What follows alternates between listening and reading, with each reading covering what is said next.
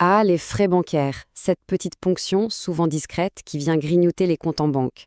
Alors aujourd'hui, on ne va pas juste les regarder passer, non, on va voir comment récupérer son argent. Et c'est un processus bien plus simple qu'on ne l'imagine. C'est parti. Et oui, tout est dit ici. Les banques, elles comptent sur notre inaction.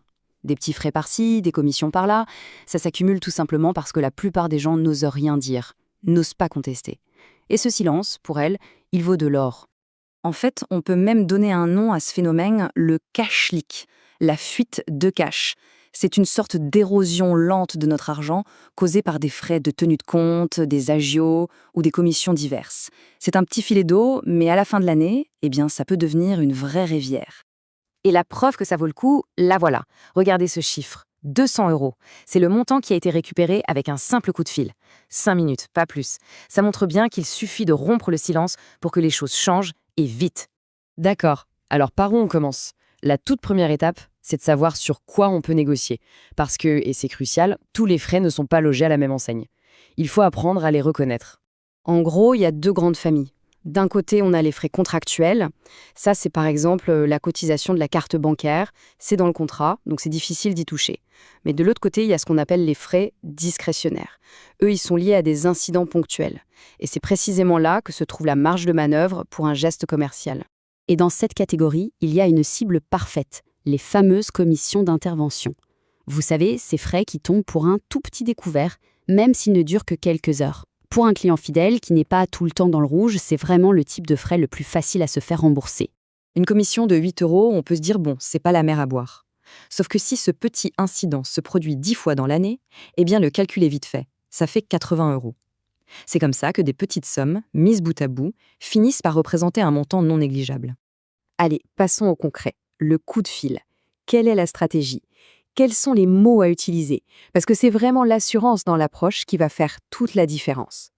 Le point central, il est là. C'est un changement de posture. Il ne s'agit pas de quémander une faveur ou de demander la permission. Non, il s'agit d'affirmer ce qu'on attend en tant que client de longue date.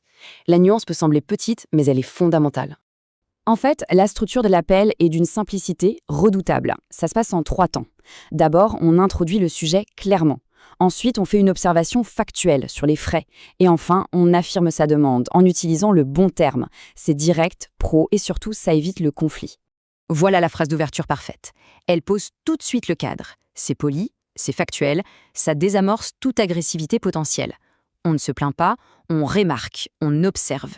Du coup, le conseiller en face n'est pas sur la défensive, il est simplement invité à regarder le dossier. Et ça, c'est la phrase clé, la botte secrète. Client fidèle, ça rappelle la valeur de la relation. Et geste commercial, c'est le jargon du secteur, ça montre qu'on sait de quoi l'on parle. C'est une formulation à la fois ferme et polie qui change tout.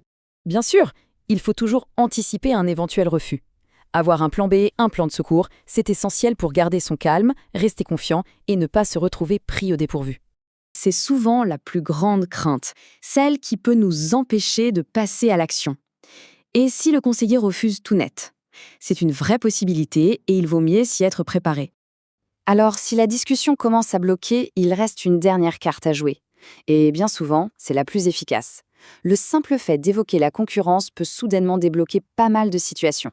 La manœuvre est assez subtile. D'abord, on accuse réception de leur refus, sans s'énerver. Ensuite, on mentionne, l'air de rien, que les banques en ligne sont très compétitives sur ce genre de frais. Et on termine en redisant qu'on souhaite rester, en soulignant la valeur de la relation.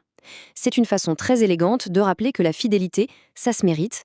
Au fond, au-delà du simple fait de récupérer de l'argent, cette démarche, c'est une manière de redéfinir sa relation avec sa banque. Il s'agit de passer du statut de consommateur un peu passif à celui de client éclairé, qu'on respecte. C'est vraiment une idée puissante qu'il faut garder en tête. Une banque, c'est un prestataire de services qui travaille avec notre argent. La relation n'est donc pas du tout à sens unique.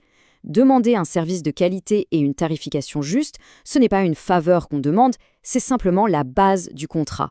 Finalement, tout nous ramène à la question de départ, mais posée un peu différemment. La question n'est pas pourquoi y a-t-il des frais, mais plutôt combien est-ce que mon silence me coûte chaque année. C'est une réflexion qui peut-être donnera à certains l'envie de décrocher leur téléphone.